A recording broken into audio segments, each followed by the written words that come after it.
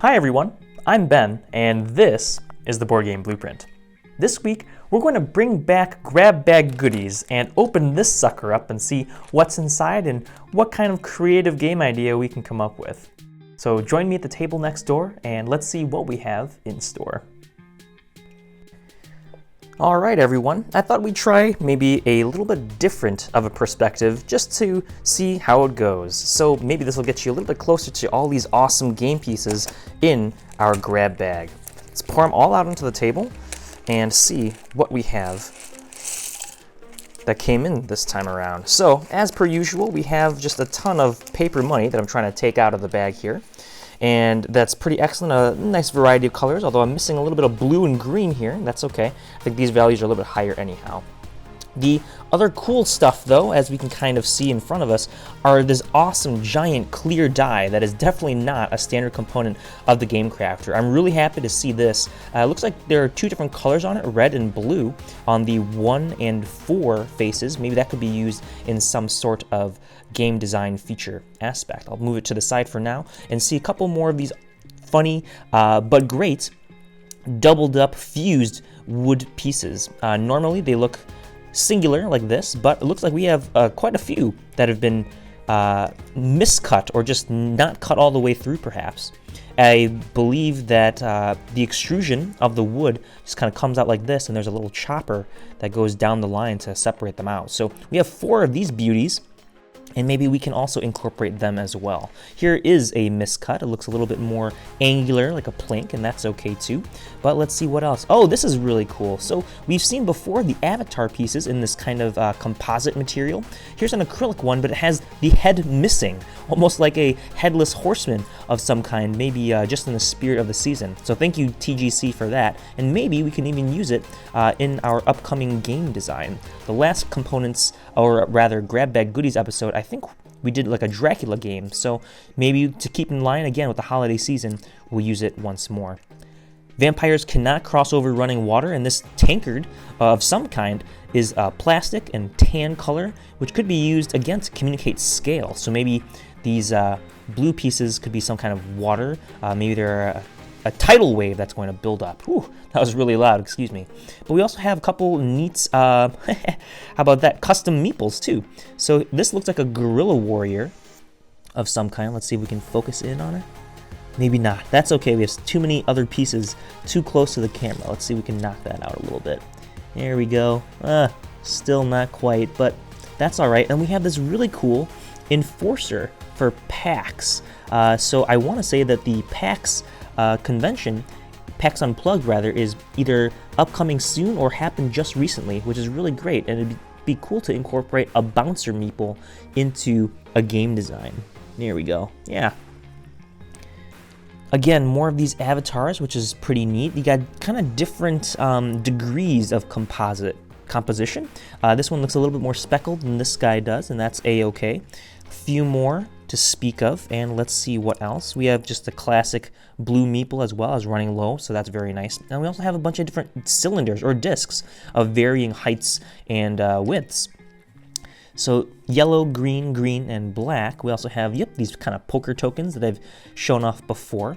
We have some more of these flower, maybe daffodils, or as I recall last time used a garlic clove, if that's correct. And we have a couple other, discs and bowling pins. So, acrylic pieces as well. We have a yellow rooster and a yellow star, which is always good for maybe victory points.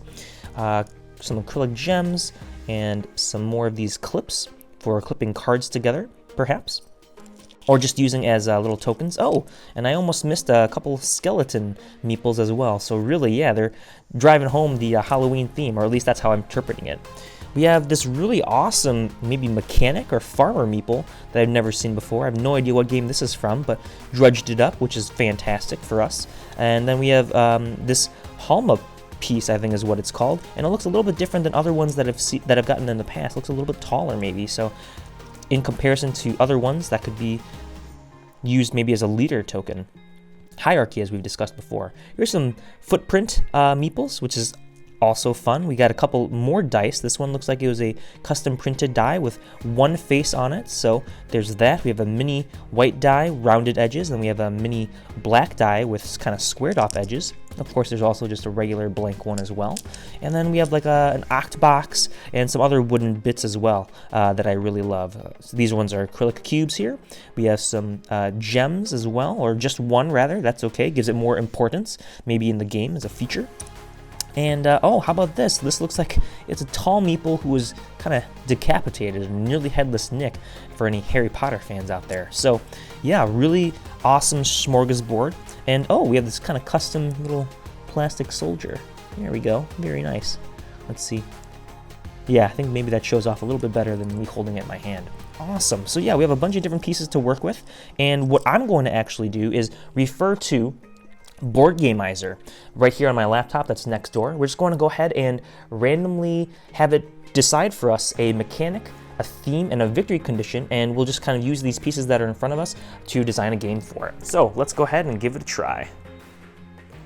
All right, it's loading up. The mechanic is network building. The theme is aviation and perhaps a kid's game.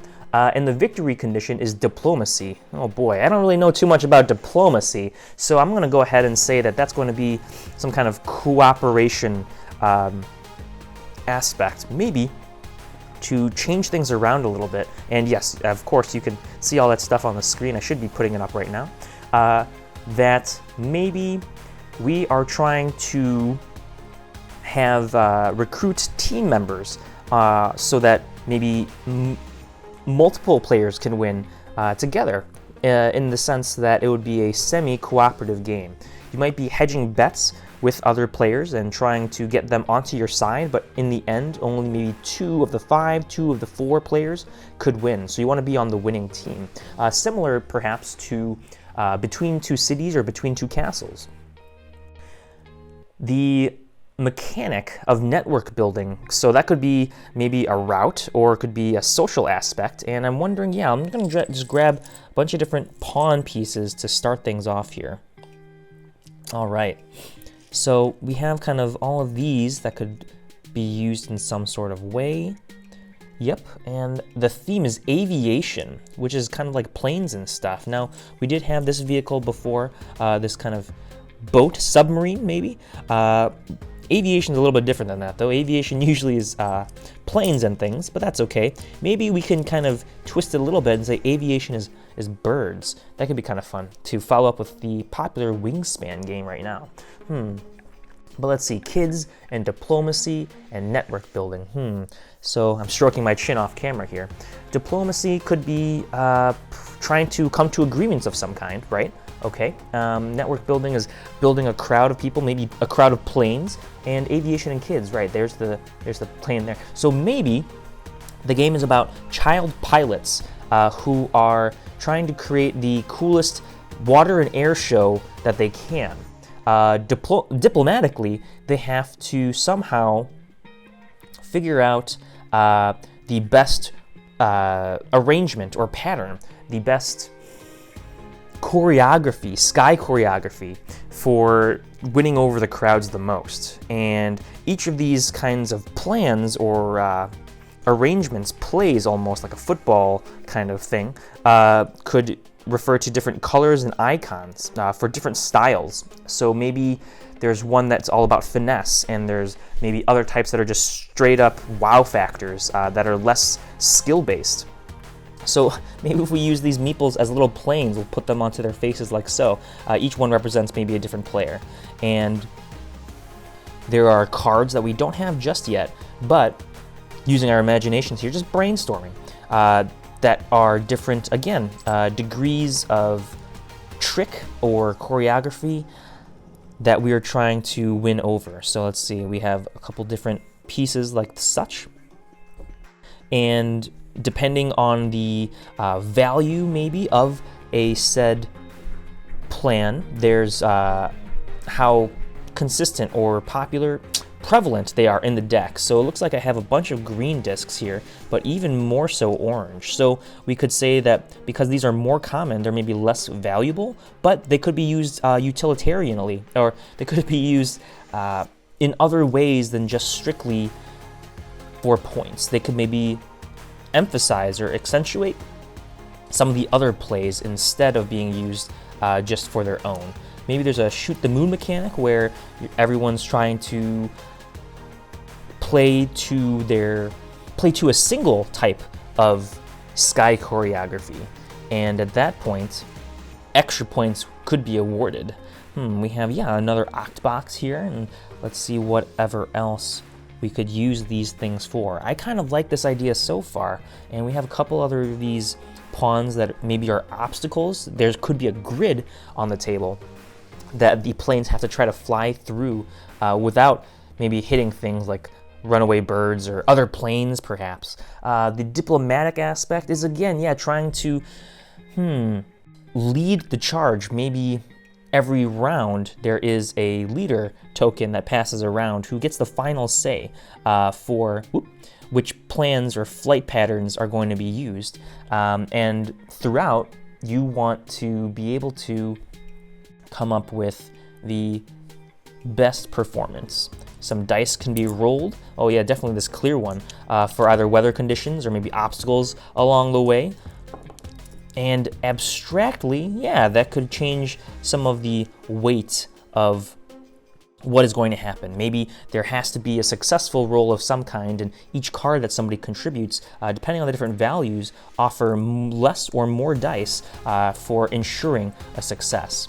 I think there's something there. It actually reminds me of a game that was on Kickstarter, prototyped, I believe, by the game crafter, called Crypt, and that was designed by some local Chicago folks, R2I, the Road to Infamy games, Andrew and Jeff and Andrew. So that's really cool, and I guess that kind of inspired me right then and there. I think I'm pretty happy with that general idea, and another friend of mine had something similar where you were actually, well, not exactly the same, but shooting from a circus cannon and trying to perform tricks and things. So who knows whatever else is available. Unfortunately, our little headless horseman maybe didn't make it into this round, but if we were to click the Boardgamizer again and come up with something totally new, pattern building as the mechanic, theme as a masquerade or map, and victory with the most variety, we could totally see that, the Headless Horseman would totally belong in that game, where everyone is dressed up as spooky Halloween monsters and whatnot, with their own agendas to maybe meet the most other guests and work their way around the masquerade hall. So there we go. I hope you enjoyed this episode. Something totally new. If the format's a little too wonky, please let me know.